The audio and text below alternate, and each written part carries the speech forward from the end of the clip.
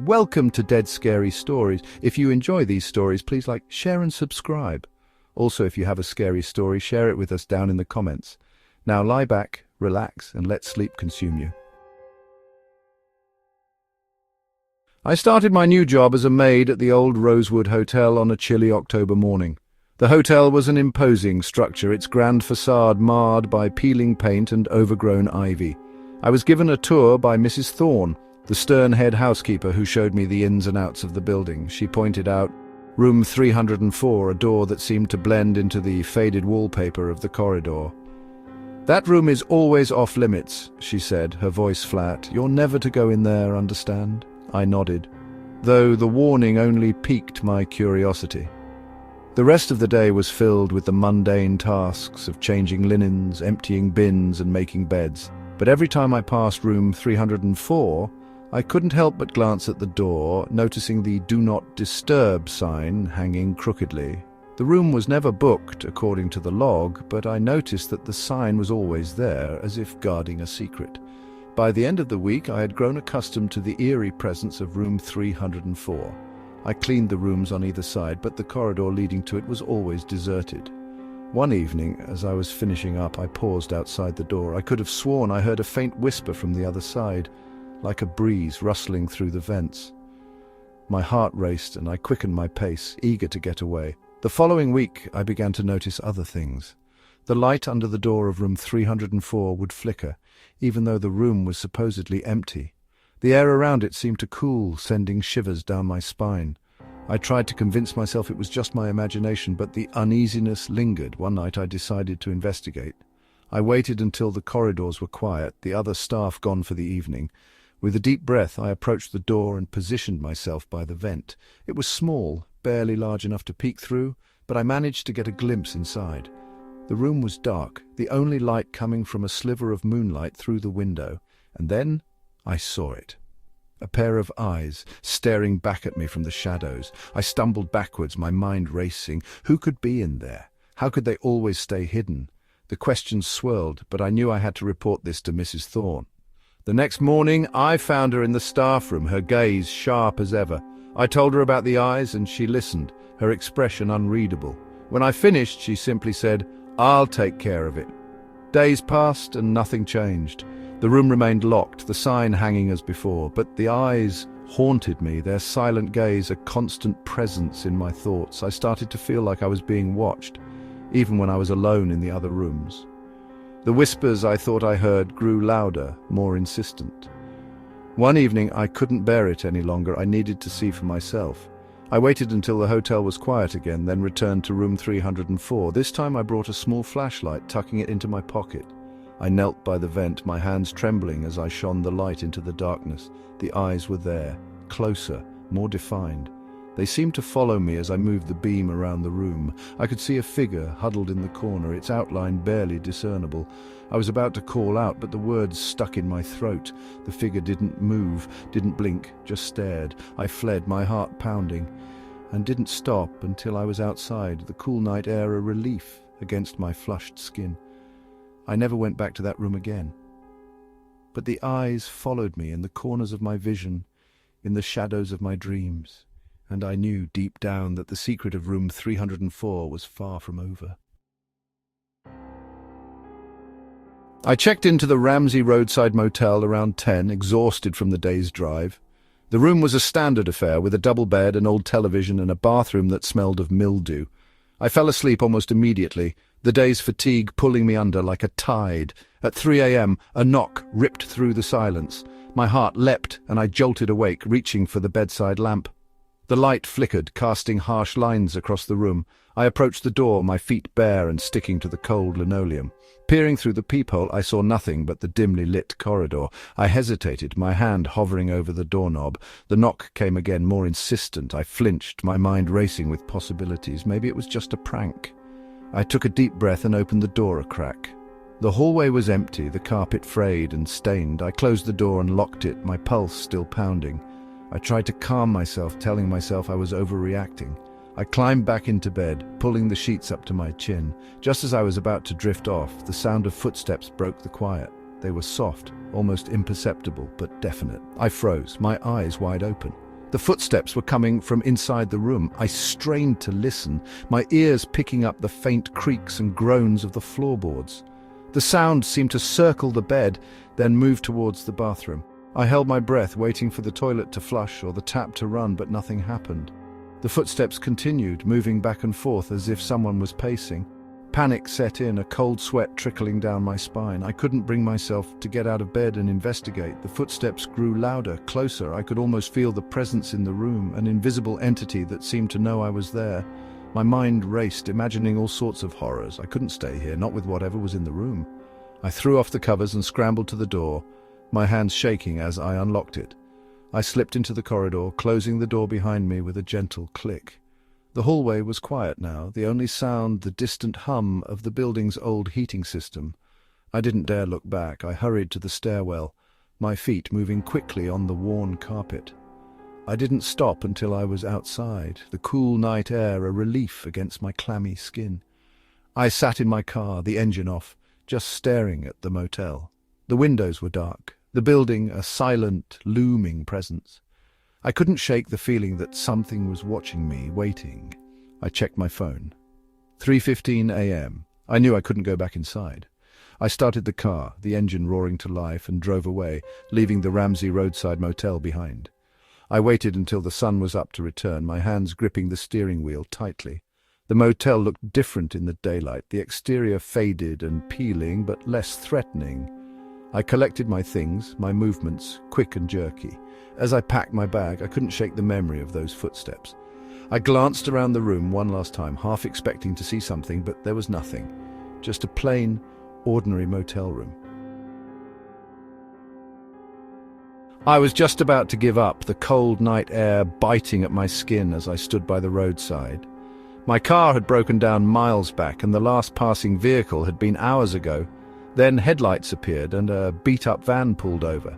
The driver, a burly man with a friendly grin, offered me a lift to the nearest town. I didn't have much choice, so I climbed in, my heart thudding a little faster as the van rumbled down the dark road.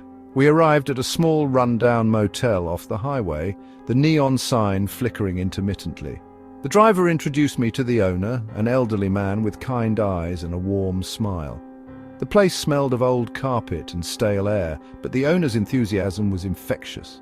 He said he had a special deal for late-night guests, offering me a room at a fraction of the usual price. I gratefully accepted, too tired to question the bargain. The room was basic but clean, with a single bed and a small cracked mirror hanging over a chipped basin. I locked the door and leaned against it, catching my breath.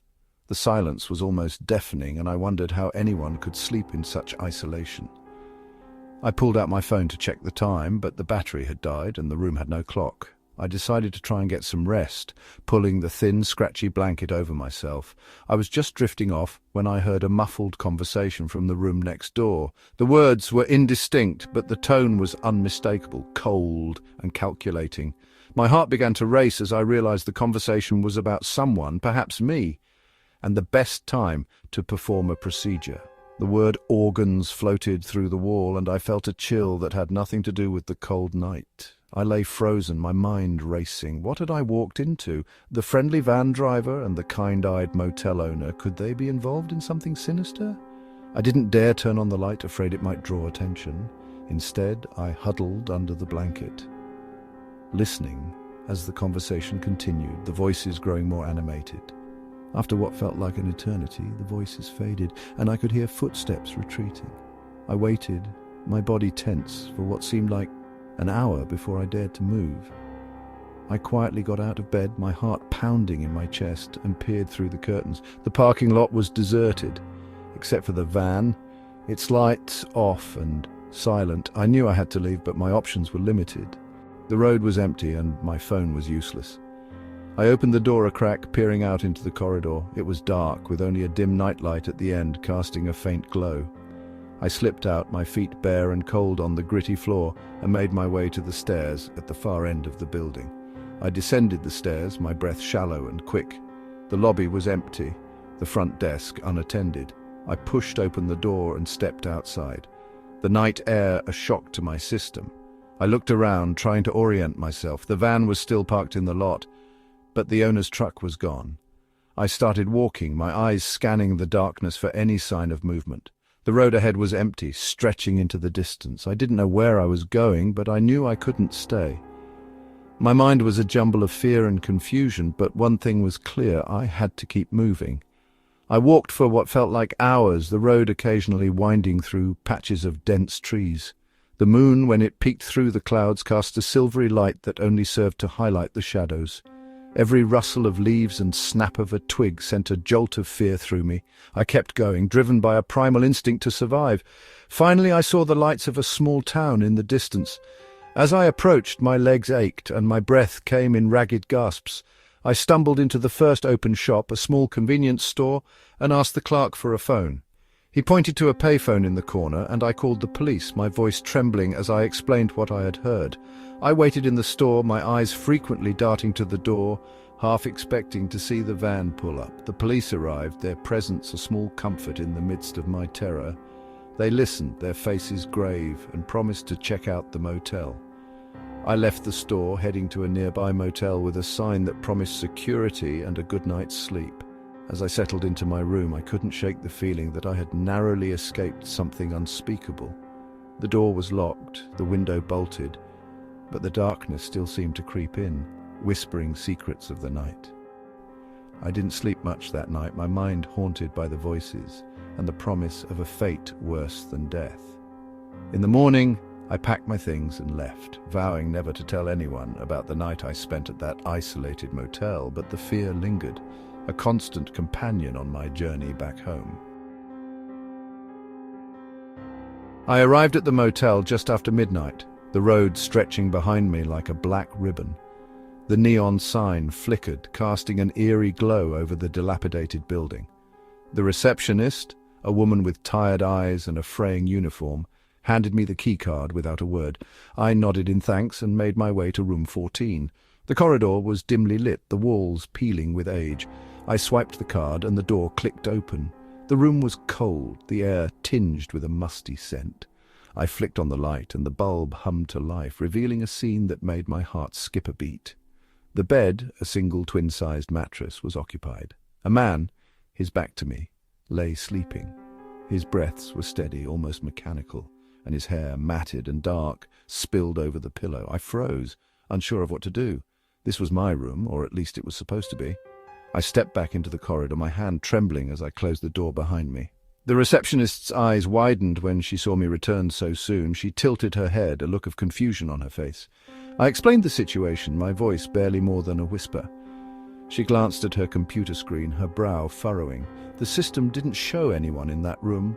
She sighed, suggesting I wait while she called the manager. The manager, a burly man with a scruffy beard, arrived a few minutes later. He listened to my explanation, his expression growing increasingly irritated. He took the key card from me, swiped it, and pushed the door open. The room was as I had left it, but the man was gone. The bed was perfectly made, the sheets smooth and untouched. The manager's eyes narrowed, and he turned to me, demanding an explanation. I shrugged, my mind racing, unable to find the words. We stood there for a moment, the manager inspecting the room with a flashlight, his beam cutting through the darkness. The only sound was the distant hum of the motel's ancient air conditioning system. He finally turned to me, his face a mask of skepticism. He handed me back the key card, muttering something about a mistake, and instructed me to try room 15 instead. Room 15 was just as uninviting, the air stale and the furniture worn. I locked the door behind me, my nerves on edge. I couldn't shake the feeling that something was amiss. I sat on the edge of the bed, my eyes darting to the window. The curtains were drawn, but I could see the silhouette of trees swaying in the wind. I told myself I was being paranoid, but the uneasiness refused to subside. I lay down, pulling the thin blanket over me, but sleep eluded me. Every creak and groan of the building made me jump. The clock on the bedside table ticked loudly, each second passing like an eternity. I kept thinking about the man in room 14, his still form, his rhythmic breathing. Who was he? Why was he there? And where had he gone? Hours passed, and just as I began to drift off, I noticed something strange. The clock's hands were moving backward. I blinked, convinced I was seeing things, but the hands continued their unnatural journey. I sat up, my heart pounding in my chest. The room felt different, the air growing colder. I glanced at the door, the keycard still in my pocket. I couldn't stay here. I grabbed my bag and stumbled back into the corridor. The receptionist was gone, and the front desk was empty. The neon sign outside flickered more violently, as if warning me to leave. I hurried to my car, the keys shaking in my hand. As I drove away, I caught a glimpse of the motel in the rearview mirror. The light in room 14 was on, and I could see a figure lying on the bed, just as it had been before. I arrived at the hotel just as the sun was dipping below the horizon, casting a golden glow that did little to warm the chill in my bones. The grand old building loomed before me, its facade a mix of faded elegance and disrepair. The sign read, "The Grosvenor Hotel," in peeling letters. I had booked a room here for the night, a solitary traveller on a business trip, and the place seemed to fit the bill, a quiet, affordable stay in the heart of the city. At the front desk, a man with sunken eyes and a patchy beard handed me the key to room 513. He mentioned that the room was on a floor under renovation, but assured me it was safe and quiet. I nodded, too tired to argue, and made my way up the dimly lit stairs. The air smelled of dust and something else, something I couldn't quite place, but it made my skin prickle. Room 513 was exactly as described. Spartan, with a single bed, a rickety desk, and a window that creaked when I opened it. I set my suitcase down and checked the lock on the door. It clicked reassuringly. I unpacked my things and settled in for the night, but sleep eluded me. The quiet was too absolute, the silence a thick blanket over the building. Around midnight, the silence shattered. Footsteps. They were coming from that room next door, 512. I froze, listening. The sound was muffled, as if someone was walking on a carpet, but there was no mistaking the rhythm. Soon, a low murmur joined the footsteps, a conversation that seemed to be happening just beyond the walls. I glanced at the clock. It was 12:15. Who would be up at this hour? I debated whether to call the front desk, but the thought of explaining the noise to the same man with the sunken eyes and patchy beard made me hesitate. Instead, I got out of bed and pressed my ear against the wall. The murmur grew clearer, and I could almost make out words, but they were just out of reach, slipping away like smoke. Curiosity, or perhaps something darker, drew me to the door. I opened it a crack and looked out into the hallway. It was dark, the only light coming from the emergency exit sign at the far end. The footsteps and murmurs continued, but there was no sign of anyone moving past the door. I stepped out, my heart pounding, and approached room 512. The door to 512 was ajar, a sliver of darkness peeking through. I pushed it open slowly. The room inside was a mess, half-finished renovation work scattered everywhere, but what caught my eye was the corner, where a tarpaulin sheet lay draped over something. I moved closer, my breath coming in shallow gasps. The sheet was pulled back slightly, revealing a floor covered in dark, rusty stains. The air was cold, and the smell of old blood filled my nostrils. I stumbled back, my mind racing. This couldn't be real, but the stains were there, stark and undeniable. I fumbled for my mobile, intending to call the police, but as I looked back at the room, the stains began to shift, like they were still fresh, still seeping into the floorboards. I turned and ran, my footsteps echoing in the empty hallway. Back in my room, I locked the door and sat on the edge of the bed, trying to steady my breathing. The murmur from next door had stopped, but the silence that followed was even more unsettling. I knew I should leave, but my legs wouldn't move. I was trapped, and the room around me seemed to close in, the walls whispering secrets I couldn't understand. After what felt like hours, I managed to fall into a restless sleep. When I woke, it was morning, and the room was bathed in a pale, haunting light. I checked the adjacent room again, but this time the door was firmly shut. No stains, no tarpaulin, just another empty room under renovation. I packed my things and left the Grosvenor Hotel, not daring to look back. The stains, the voices, everything seemed to fade as I walked away, but the chill in my bones never fully left. I checked into the Ramsey roadside motel around 10, exhausted from the day's drive. The room was a standard affair with a double bed, an old television, and a bathroom that smelled of mildew. I fell asleep almost immediately, the day's fatigue pulling me under like a tide. At 3 a.m., a knock ripped through the silence. My heart leapt and I jolted awake, reaching for the bedside lamp. The light flickered, casting harsh lines across the room. I approached the door, my feet bare and sticking to the cold linoleum. Peering through the peephole, I saw nothing but the dimly lit corridor. I hesitated, my hand hovering over the doorknob. The knock came again, more insistent. I flinched, my mind racing with possibilities. Maybe it was just a prank. I took a deep breath and opened the door a crack. The hallway was empty, the carpet frayed and stained. I closed the door and locked it, my pulse still pounding.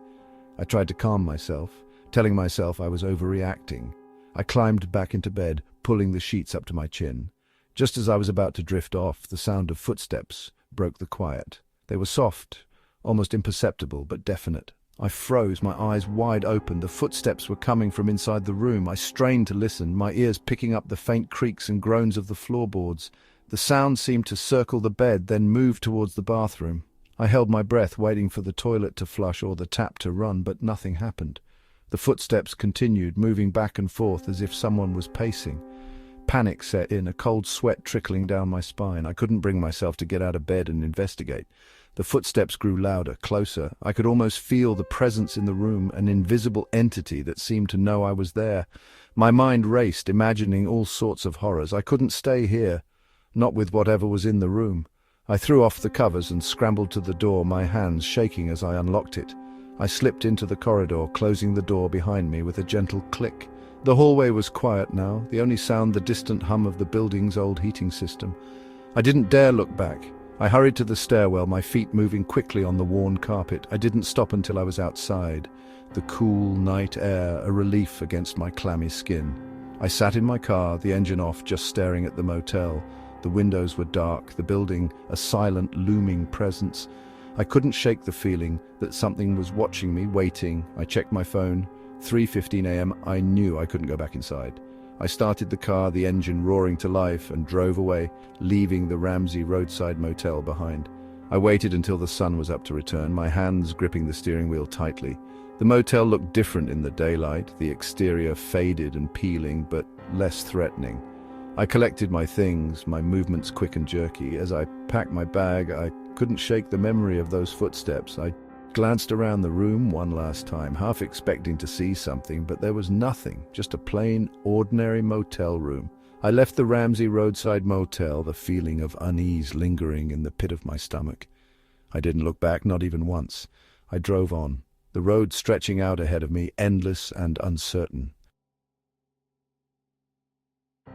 The snowstorm hit just as I was pulling into the rundown motel off the highway. The wind howled and the snow swirled like a chaotic blizzard, making it nearly impossible to see more than a few feet in front of me. I had been driving for hours. The road a blur of white and darkness, and the only thing on my mind was finding a place to rest. The motel sign flickered, casting a pale glow over the empty parking lot. It was the last available room for miles, and I gratefully took it. I parked my car and trudged through the snow, my boots sinking into the icy slush. The door to the motel office creaked open at my knock, and a weary-looking man with a bushy beard and tired eyes handed me the key without a word. The room was on the second floor, and as I climbed the stairs, the creaking of the old wooden steps echoed through the empty hallway. Once inside, I locked the door and checked the windows. The storm raged on, and the room was cold, the heater struggling to keep up with the chill. I shivered and decided to take a quick shower before lying down. The water was lukewarm at best, but it was enough to wash away the day's grime. Wrapped in a thin towel, I lay down on the bed, the springs squeaking under my weight. I tried to relax, but the storm outside kept me on edge. I must have drifted off to sleep, but I woke abruptly, my heart pounding. The room was still dark, the only light coming from the faint glow of the television, which I had left on as background noise. The sound of muffled voices reached me, floating in from the hallway. I froze, listening. They were speaking in hushed tones, but the words were indistinct, a low murmur that sent shivers down my spine. I got out of bed and crept to the door, pressing my ear against the cold wood. The voices were coming from outside, from the parking lot. I pushed aside the curtain, and the sight outside made my blood run cold. Dozens of people stood in the parking lot, their faces turned towards my window. In the dim light, their eyes gleamed a stark white, piercing through the storm. They stood motionless, like statues, but their eyes burned with an intensity I couldn't understand. I stumbled back from the window, my hands shaking. I needed to call the manager to tell him something was wrong, but when I picked up the phone, The line was dead. The storm must have knocked out the power, or something worse. I pushed a chair against the door, barricading myself in. The room felt smaller, the walls closing in around me. I couldn't sleep, not with those eyes staring at me from the parking lot.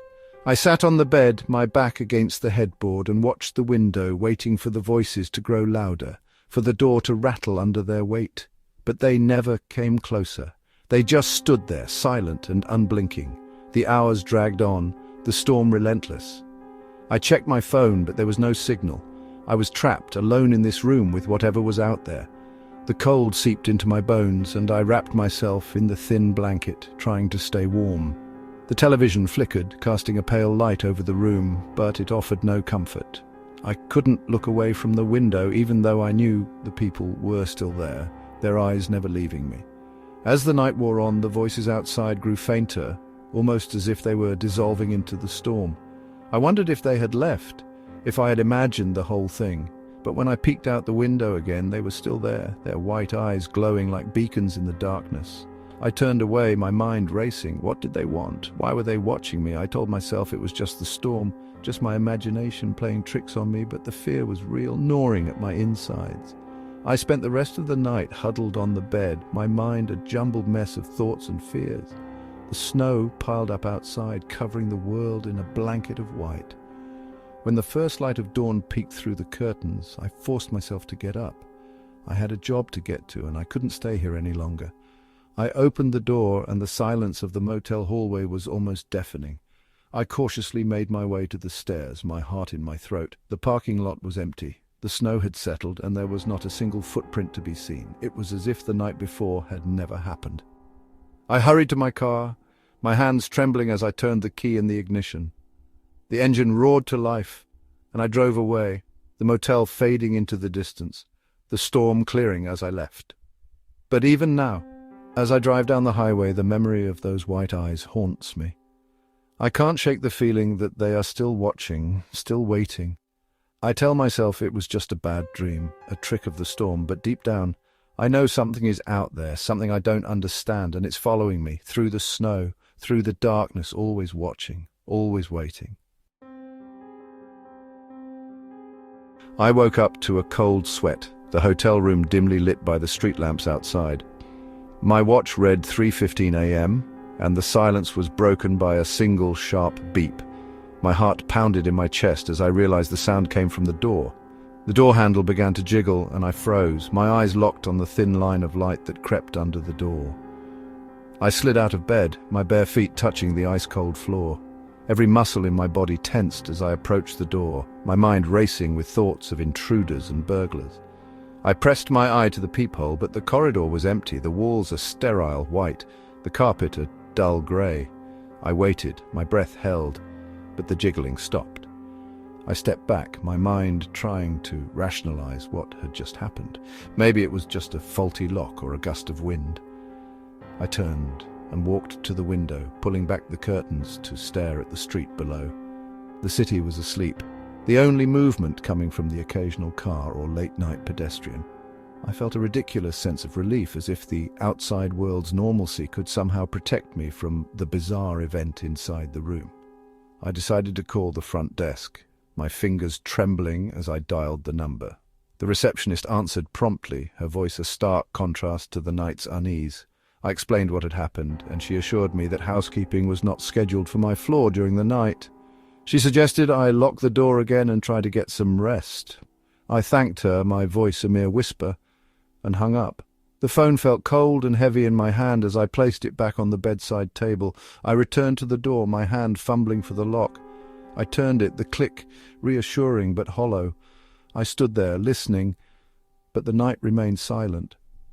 I told myself it was just a glitch, a mistake, nothing to worry about. I tried to calm my breathing, but the image of the door handle jiggling kept replaying in my mind. I sat on the edge of the bed, my eyes darting to the door every few seconds. The room was too still, the silence too profound.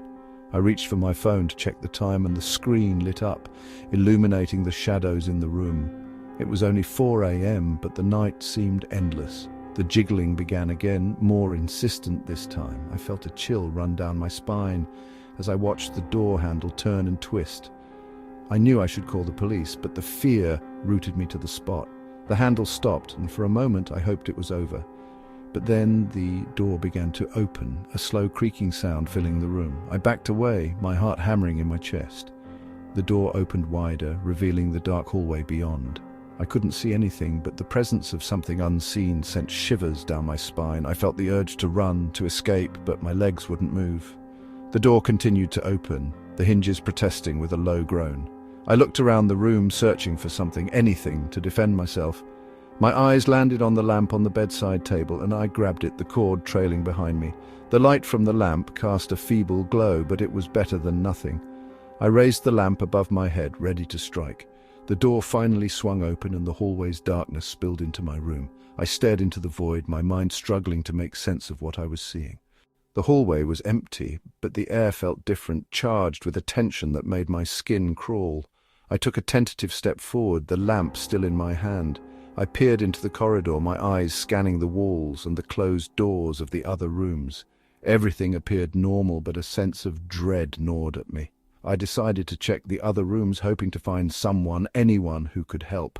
I moved quietly, my footsteps muffled by the carpet. I tried the first door, but it was locked. I continued down the hallway, each room yielding the same result.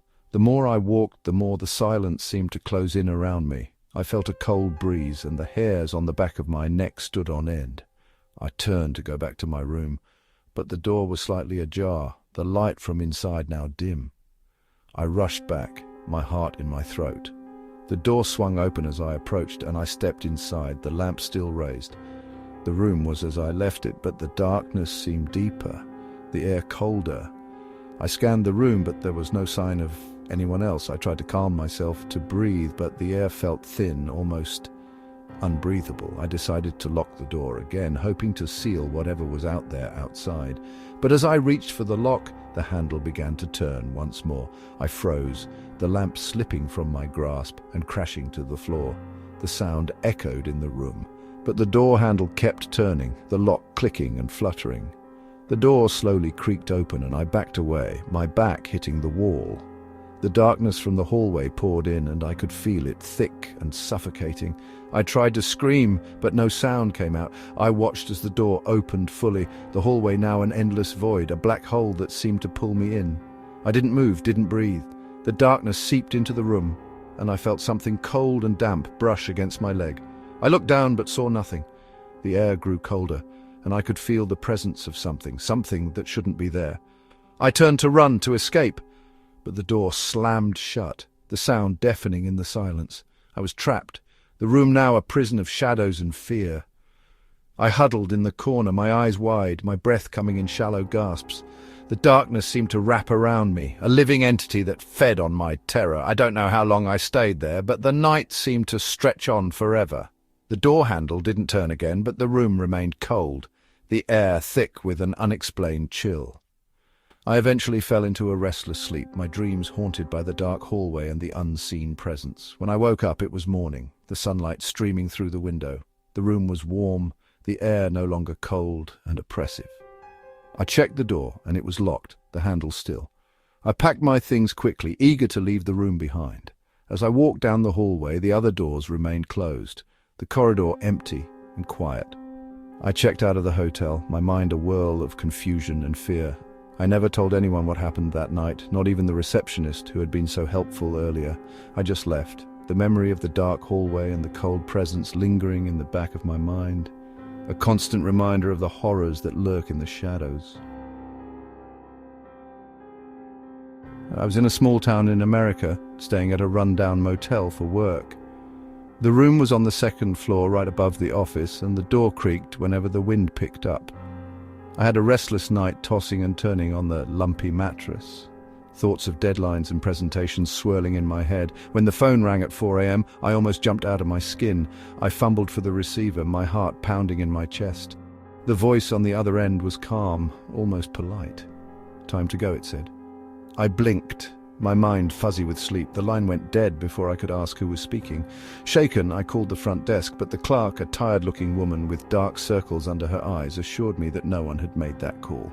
She double-checked the system for wake-up calls, but my name wasn't even listed. Confused and slightly spooked, I decided to chalk it up to a mistake and tried to go back to sleep.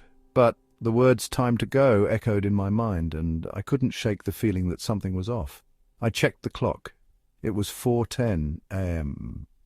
I lay there, staring at the ceiling, the silence in the room almost oppressive. Eventually, I gave up on sleep and got dressed, grabbing my laptop and phone. I left the room and stepped into the corridor, the faded carpet muffling my footsteps. The hallway was dimly lit, and the wallpaper peeled at the edges, revealing patches of damp. I walked down to the office, hoping to catch the clerk before she disappeared for the day. But when I arrived, the office was empty, the desk lights off. A note on the counter read, "Closed for maintenance. Please see the manager at the restaurant across the street for any needs." Feeling more than a little uneasy, I left the motel and walked to the restaurant. It was a quiet place with a few early risers sipping coffee and reading newspapers. The manager, a burly man with a gruff demeanor, listened to my story without a flicker of interest. He shrugged, telling me that the phones in the motel were old and prone to glitches. He suggested I go back to bed, but the words "time to go" continued to haunt me. I returned to the motel, but the room felt different. The air seemed colder, and the shadows in the corners seemed to have deepened. I tried to occupy myself with work, but my concentration was shot. Every creak and groan of the building made me jump. I decided to pack up and check out early, unable to shake the feeling that I was being watched. As I stuffed my belongings into my case, I noticed that the door to the balcony was slightly ajar. I was certain I'd closed it before. The cold night air slipped in and I shivered, closing it again. I turned back to my room, and that's when I saw it. A single piece of paper, folded neatly, lying on the floor by the bed. I hadn't left it there, and I was sure the room had been empty when I came in. I picked up the paper, my hands trembling. Inside, the same message, written in a neat, almost formal handwriting. "Time to go." My heart raced, and I felt a bead of sweat trickle down my spine. I wanted to run, to get out of there as quickly as possible, but something held me back. I couldn't explain it, but I felt compelled to stay, to understand what was happening. I forced myself to sit down, trying to think rationally. It was probably a prank, or maybe someone had the wrong room. But as I sat there, the room grew colder, and the silence seemed to press in on me. I could almost feel the walls closing in, trapping me. I decided to call the police, but when I reached for my phone, it was dead. I tried to charge it, but the battery wouldn't take the power. Panicked, I grabbed my car keys and headed for the door. As I turned the handle, I heard a soft click and the door wouldn't budge. It was locked from the outside. I tried the window next, but it was jammed shut. I pounded on the door, shouting for help, but no one came. The other guests were either still asleep or had left. The hallway was deserted, the only sound my own ragged breathing. I sat on the bed, feeling helpless. The clock on the nightstand ticked loudly, each second a reminder that I was trapped. I glanced at the door, and that's when I noticed the handle moving. It turned slowly, the metal glinting in the dim light. I froze, my blood turning to ice. The door opened, and a gust of cold air rushed in. The corridor was empty, but I could feel something, or someone, watching me from the shadows. I couldn't see anything, but the sensation was overwhelming. I stood there, rooted to the spot, as the door closed behind me. I made my way to the stairs, each step creaking under my feet. When I reached the ground floor, I found the office door wide open, the lights inside flickering. I hesitated for a moment, then stepped inside. The desk was empty, but a stack of papers on the counter caught my eye. I picked them up, and to my horror, they were all the same. Dozens of pieces of paper, each with the message, "Time to go." I dropped the papers and ran out of the office, but the restaurant across the street was closed, and the manager was nowhere to be found. I was alone, the town quiet and still. I walked to my car, the keys in my hand, and as I approached, I saw that the tires were slashed. Someone had been there, someone who didn't want me to leave. I stood there, my mind racing. I had no phone, no car, and no way to call for help. The only option was to walk, but the thought of leaving the motel on foot in the middle of the night sent a shiver down my spine. I went back inside, hoping to find a way out, but the doors and windows were all sealed. I paced the room, my mind a whirl of confusion and fear. The clock ticked on and the shadows deepened. I sat down on the bed, my eyes scanning the room for any sign of an escape. But as the minutes passed, the room seemed to grow smaller, the walls closing in. I heard a faint sound like footsteps coming from the hallway. They were soft, almost silent, but I could tell they were getting closer. I stood up, my back against the wall, and I waited. The door handle turned and the door opened a crack. I held my breath, hoping whoever or whatever was out there would go away. But the door didn't open any further. Instead, the room grew darker, the air colder, the clock stopped ticking, and the silence was complete. I couldn't see anything, but I felt a presence in the room, a presence that was not human. I tried to scream, but no sound came out. I was paralyzed, my body refusing to move. The door closed again, the lock clicking into place. I was trapped, and whatever was in that room with me, it wasn't going to let me go. The message was clear. Time to go, but for where and for how long, I never found out. I never expected the night to take such a dark turn.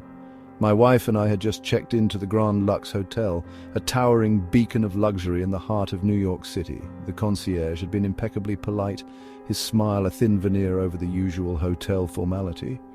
We were both exhausted from the flight, eager to settle into the plush comfort of our suite. The room was a sprawling affair, with a balcony that overlooked the bustling city streets below. A king-sized bed dominated the space, the sheets crisp and inviting. I collapsed onto the mattress, feeling the day's tension seep out of my bones. My wife joined me and we drifted off to sleep, the hum of the city a distant murmur. It must have been around 2 a.m. when I jerked awake. The room was silent, or so I thought, until I noticed the faint, intermittent beep of a key card being inserted into the door's lock. My heart leapt into my throat, and I turned to my wife, who was sleeping soundly beside me. I didn't dare wake her, but my eyes were glued to the door. The handle began to turn, and I held my breath, wondering if this was some kind of mistake. The door opened slowly, and a man stepped inside, his silhouette framed by the dim hallway light. He was dressed in business attire, his hair neatly combed, but there was something about him that made my skin crawl. He glanced around the room, his eyes landing on the bed where we lay. He seemed confused, almost as if he had walked into the wrong room. I stayed still, trying to process what was happening. This man, a stranger, was standing in our room, his presence unsettling and unexplained. He took a step forward, his eyes lingering on my wife's sleeping form. I tensed, ready to spring into action if he made any move towards her, but he didn't. Instead, he walked over to the dresser, his movements mechanical, as if he were following some predetermined path. He opened a drawer and rifled through the contents, his face a mask of bewildered frustration. The drawer was empty, save for a hotel brochure and a spare key card. The stranger turned back towards the door, his expression shifting from confusion to something darker, more sinister. He hesitated, as if considering his next move. I could feel the seconds ticking by, each one louder than the last in the silence of the room. Finally, he left, closing the door behind him with a soft click. I waited a few moments, listening for the sound of his footsteps in the hallway, but there was nothing, no creaking floorboards, no muffled voices, just the same eerie silence that had pervaded the room since he left. I shook my wife awake, my voice trembling as I explained what had just happened. She was groggy, disoriented, but as the reality of the situation set in, her eyes widened in fear. We both climbed out of bed, our movements cautious and deliberate. I peered through the peephole, but the hallway was empty. No sign of the man, no indication that anyone had been there at all. My wife suggested we call the front desk, and I dialed the number, my heart pounding in my chest. The hotel manager arrived within minutes, his face a picture of concern. He listened to our account, his eyes darting around the room as if he expected the stranger to reappear at any moment. He assured us that he would investigate and asked us to describe the man in as much detail as possible. I told him what I could remember. The neat suit, the composed demeanor, the confusion that had clouded his features. The manager nodded, his expression growing more serious with each word. He left to check the CCTV footage, promising to return with answers. We waited, the tension in the room almost unbearable. My wife huddled close to me, her hand gripping mine tightly. The clock on the nightstand ticked away the minutes, each tick a reminder of the stranger's presence. The manager returned after what felt like an eternity, his face pale and hollow. He told us that he had reviewed the footage, but there was no sign of anyone entering our room at that time. The cameras had been operational, the hallways empty. He apologized, his voice strained, and suggested that perhaps we had been dreaming, that the stress of travel and the unfamiliar surroundings had played tricks on our minds. But I knew what I had seen. I knew the man had been real. My wife and I exchanged a glance, the unspoken fear hanging between us. We asked to be moved to another room, and the manager, sensing our desperation, nodded and arranged for a bellhop to assist us. The new room was similar to the first, but the air felt different, lighter, as if the weight of the previous night had been lifted. We tried to convince ourselves that it was all a misunderstanding, that the hotel manager was right and we had been mistaken, but the feeling of unease lingered, a dark cloud that refused to disperse. The next night I found myself waking up again, the same sound of a key card being inserted into the lock piercing the silence. My wife was already awake, her eyes wide with fear. We both knew what it meant. The door opened, and there he was again, the same man, his presence more intimidating this time. He scanned the room, his eyes landing on us, and then he walked over to the dresser, repeating the same actions as before. I could see my wife's knuckles turning white as she clutched my hand. This time the manager arrived more quickly, his face tense and wary. He listened to our story, his eyes flicking back and forth between us, and then he did something unexpected. He asked if he could see the room for himself. We both nodded, and he stepped inside, his presence a stark contrast to the strangers. He checked the room, opened the drawers, and even looked under the bed, but there was no sign of the man. The manager looked at us, a mix of confusion and concern on his face. He said he would look into it further and left, promising to find out what was going on. The days that followed were a blur of paranoia and fear. We barely left the room, both of us on edge, jumping at every creak and every shadow. We tried to convince ourselves that it was all in our heads, that the stress and lack of sleep were making us see things. But deep down we both knew the truth. The stranger was real, and he was coming back. One night as we lay in bed, I heard the sound again. The key card, the turning of the handle, the soft click of the door. My wife and I were frozen, our breaths shallow, our hearts racing. The man appeared in the doorway, his expression unchanged, his movements as mechanical as ever. He walked over to the dresser, opened the drawer, and this time he found something. A folded piece of paper tucked away in the corner. He unfolded it, his eyes scanning the contents, and then he looked at us, his gaze cold and calculating. I couldn't take it anymore. I leapt out of bed, my adrenaline surging, and lunged towards the man. But as I reached for him, he vanished, as if he had never been there at all. I stumbled, my hand grasping at nothing but air. The room was empty, the drawer still open, the paper gone. I turned to my wife, her face a mask of shock and fear. We both knew what we had to do. We packed our bags, left the room, and never looked back. The bellhop gave us a strange look as he helped us with our luggage, but we didn't explain. We just needed to get out of there.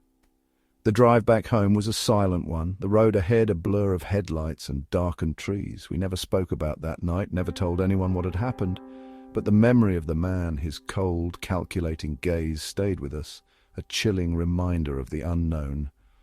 The hotel was never the same after that. Reports started to trickle in of other guests experiencing similar incidents, but the management denied everything, claiming it was all a coincidence. But those who had been there, those who had seen the man, knew the truth.